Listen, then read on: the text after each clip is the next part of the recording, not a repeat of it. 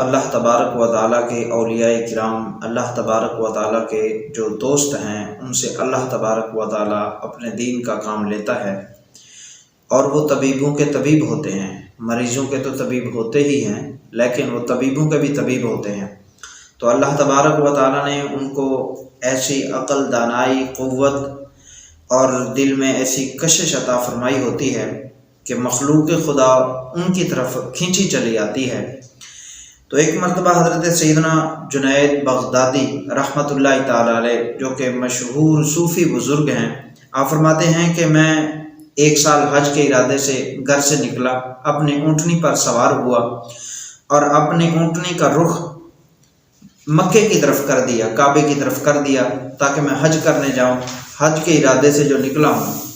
تو جب میں نے اپنی اونٹنی کا رخ مکے کی طرف کیا، کعبے کی طرف کیا، تو اس نے اپنا رخ پھیر کر قسطنطنیہ کی طرف کر لیا، یعنی استنبول جس کو کہا جاتا ہے، وہ اس کی طرف مڑ گئی، کعبے کی طرف، مکے والی طرف نہ گئی، بلکہ استنبول کی طرف اس نے اپنا رخ کر لیا۔ میں نے کئی مرتبہ اس کو ادھر سے روکا اور کعبے کی طرف اس کا رخ کیا، لیکن وہ ادھر نہ گئی، کعبے کی طرف نہ گئی، استنبول کی طرف وہ چل پڑی۔ تو میں نے اپنا معاملہ اللہ تبارک و تعالیٰ کے سپرد کر دیا اور دعا کی کہ یا رب العالمین، یہ معاملہ میں نے تیرے سپرد کیا۔ تو ہوا کیا، آپ کہنے لگے کہ اے اللہ، اس میں ضرور کوئی نہ کوئی راز پوشیدہ ہے، ضرور کوئی نہ کوئی بات ہے کہ اونٹنی اس طرف نہیں جا رہی بلکہ استنبول کی طرف جا رہی ہے۔ تو آپ فرماتے ہیں کہ سفر کرتا رہا، جب سفر گزر گیا، میں استنبول کے شہر میں داخل ہوا تو دیکھا وہاں فتنہ فساد برپا ہے، لوگ پریشان ہیں، شور ہے، غل ہے۔ تو میں نے لوگوں سے پوچھا کیا مسئلہ ہے، کیا ہو گیا ہے، لوگ اتنے فساد میں کیوں ہیں؟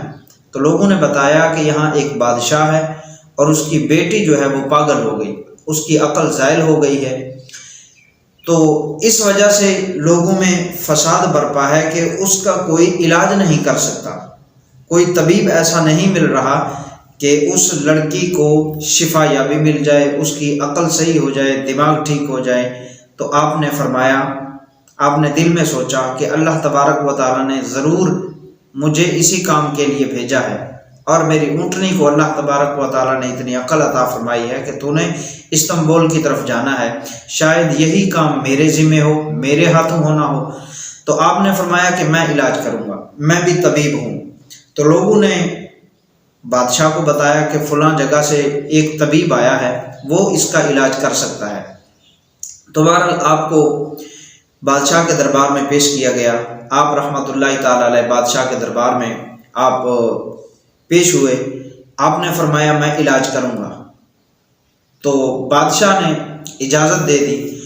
جب آپ اس مریضہ یعنی بادشاہ کی بیٹی کے کمرے میں داخل ہوئے تو آپ نے زنجیروں کی آواز سنی، زنجیروں کے کھنکنے کی آواز آپ نے سنی، اور کوئی کہنے والا کہہ رہا تھا کہ اے جنید، تو نے آنے میں بہت دیر کر دی، بہت دیر لگائی تو نے، تیری اونٹنی میری طرف تجھے لاتی تھی لیکن تو اس کو مکے کی طرف موڑتا تھا، یہ ادھر آنا چاہتی تھی اور تو اس کو مکے کی طرف موڑنا چاہتا تھا۔ تو بہرحال آپ فرماتے ہیں کہ میں نے کمرے میں قدم رکھا، دیکھا کہ ایک حسین و جمیل لڑکی زنجیروں سے جکڑی ہوئی ہے اور کمرے میں بند پڑی ہے۔ تو مجھے دیکھتے ہی اس لڑکی کے ہوش و حواس قائم ہو گئے اور یہی الفاظ دہرائے کہ اے جنید، تو نے آنے میں بہت دیر کر دی، اور تیری اونٹنی میری طرف آنا چاہتی تھی، تو کعبے کی طرف موڑتا۔ اور کہنے لگی کہ اے جنید، مجھے کوئی ایسی چیز بتائیں جس سے میرا غم دور ہو جائے، میرے دکھ درد تکلیفیں دور ہو جائیں۔ تو آپ نے فرمایا کہ بیٹی پڑھو لا الہ الا اللہ محمد الرسول اللہ صلی اللہ علیہ وسلم۔ تو لڑکی نے جیسے ہی کلمہ طیبہ پڑھا تو فوراً اس کی زنجیریں ٹوٹ گئیں، وہ آزاد ہو گئی، ٹوٹ گئی اس کی زنجیریں، اور وہ کلمہ پڑھنے لگی۔ تو جب بادشاہ نے دیکھا کہ میری بیٹی تو صحیح ہوگی، ٹھیک ہوگی، سلامت ہوگی، بیماری کیا تھی؟ بیماری عشق مصطفیٰ، جس کو لوگ بیماری کہتے تھے، اصل میں عشق مصطفیٰ، کلمہ طیبہ اس کا علاج تھا۔ تو جب بادشاہ نے دیکھا تو کہنے لگا کہ میری بیٹی کو اس کلمے سے نجات مل گئی، شفاعت مل گئی، شفاعت مل گئی۔ تو اس نے بھی کلمہ پڑھا اور حضرت جنید بغدادی کی بارگاہ میں عرض کرنے لگا کہ مجھے بھی کلمہ طیبہ پڑھائیے۔ تو آپ نے ان کو بھی کلمہ پڑھایا، وہ بھی مسلمان ہو گئے، اس کی بیوی بھی مسلمان ہو گئی، اور جتنے بھی شہر کے لوگ تھے جب انہوں نے دیکھا کہ بادشاہ اور ملکہ دونوں مسلمان ہو گئے ہیں تو انہوں نے بھی کلمہ طیبہ پڑھا اور وہ لوگ بھی مسلمان ہو گئے۔ تو محترم، اللہ تبارک و تعالیٰ اپنے اولیاء کرام سے دین کا کام لیتا ہے۔ اللہ تبارک و تعالیٰ جس کو چن لیتا ہے اس سے دین کا کام لیتا ہے۔ اور اللہ تبارک و تعالیٰ نے اولیاء کرام کو کیا کچھ عطا فرمایا ہے، یہ ہمارے لیے سفر کرنا مشکل ہوتا ہے، اور ہم سفر کرتے ہیں تو ہمارے لیے بہت ساری دشواریاں آتی ہیں، پریشانیاں آتی ہیں، لیکن اللہ تبارک و تعالیٰ اپنے پسندیدہ، اپنے مخلص بندوں کے لیے زمین کو سمیٹ دیتا ہے، ان کے لیے سفر کرنا کوئی مشکل نہیں ہوتا۔ حضرت سیدنا عبد الرحمن بن جعفر رحمۃ اللہ تعالیٰ علیہ فرماتے ہیں کہ میں بصرہ میں 5 نمازیں وہاں کی مقامی مسجد میں پڑھا کرتا تھا۔ اس مسجد کا نام تھا مسجد الخصابین، یعنی لکڑیاں بیچنے والوں کی مسجد۔ میں اس میں نماز پڑھتا تھا۔ ایک دن ہمارا قافلہ جو ہے وہ حج کے ارادے سے روانہ ہوا، تو میں کیونکہ چلنے میں بہت تیز تھا، تو ہماری جو مسجد تھی اس کا جو امام تھا اس کا نام ابو سعید تھا۔ تو فرماتے ہیں کہ جب قافلہ روانہ ہوا، گرمیوں کے دن تھے اور میں تیز رفتاری میں مشہور تھا، میں اپنے قافلے والوں سے آگے نکل جاتا، بہت سارا آگے نکل جاتا، اس کے بعد میں سو جاتا، آرام کرتا، پھر میرے قافلے والے میرے پاس آتے تو پھر میں ان کے ساتھ آگے چل پڑتا، یعنی اسی طرح میں کرتا رہا، کافی سارا آگے نکل جاتا، آرام کر لیتا، میرے قافلے والے بعد میں آتے، پھر ان کے ساتھ مل کے میں چلا جاتا آگے ساتھ۔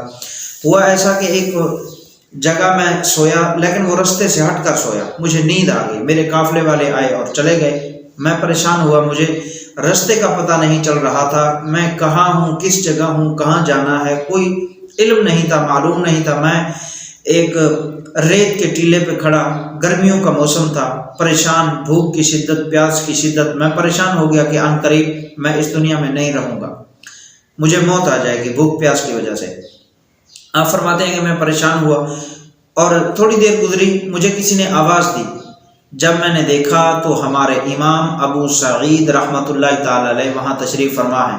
انہوں نے مجھے حوصلہ دیا، اور میں نے جب بھوک پیاس کی شکایت کی تو حضرت ابو سعید نے اپنی جیب سے ایک روٹی نکالی، وہ عطا فرما دی۔ وہ فرماتے ہیں کہ میں نے ایک لقمہ کھایا، میں سیر ہو گیا، اور پھر میں نے جب پیاس کی شکایت کی تو آپ نے ایک چمڑے کا تھیلا دیا جس میں پانی تھا، میں نے پانی پیا اور اپنا منہ دھویا تو مجھے سکون مل گیا اور مجھے زندگی مل گئی۔ اور آپ نے فرمایا، حضرت ابو سعید نے فرمایا حضرت سیدنا عبد الرحمن بن جعفر کو کہ آپ کعبہ شریف میں جا رہے تھے، حج کرنے جا رہے تھے، میرے پیچھے چلیے۔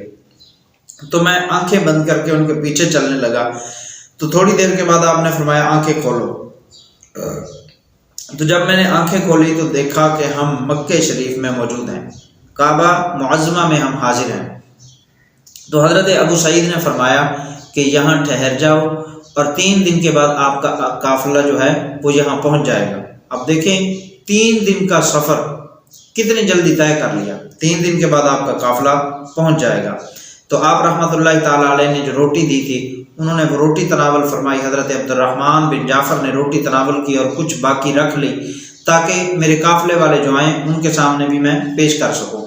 تو آپ فرماتے ہیں کہ 3 دن کے بعد میرا قافلہ آیا اور ہم نے حج کیا، مختلف مقامات پر ہم نے ابو سعید کی زیارت کی، ملاقات کی، وقوف عرفہ میں مینا میں ہم نے ملاقات بھی کی۔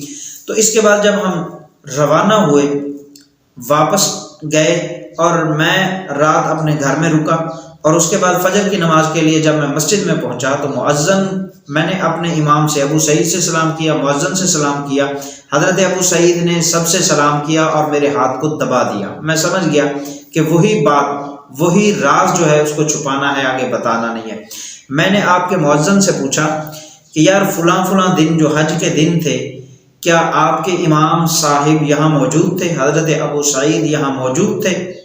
تو مؤذن نے جواب دیا کہ جو دن آپ بتا رہے ہو، جو وقت آپ بتا رہے ہو، تو حضرت ابو سعید یہاں موجود تھے، ہم نے ان کے پیچھے نمازیں پڑھی ہیں۔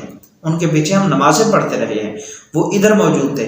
حضرت عبد الرحمن بن جعفر فرماتے ہیں کہ ہم نے تو مکے میں دیکھا، ان سے ملاقات کی اور مختلف مقامات پر ہم نے دیکھا، اور مؤذن فرما رہے ہیں کہ مسجد میں ہم نے ان کے پیچھے نمازیں پڑھی ہیں، تو اللہ تبارک و تعالیٰ نے ان کو تصرفات کی جو ہے طاقت عطا فرمائی ہے۔